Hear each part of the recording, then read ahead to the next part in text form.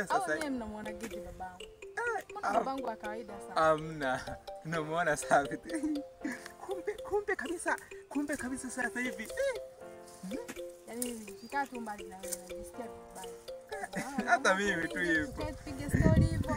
Hata mimi tu hivyo. Hata mimi. Unajua kwa mimi nakupenda sana. Yaani nakupenda.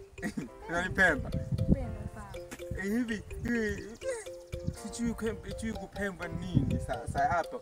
Sasa unajua? Sasa ulikuwa unasema kwamba hivi na mimi utanipeleka Dar es Salaam. Hivi ndo ni Mwani.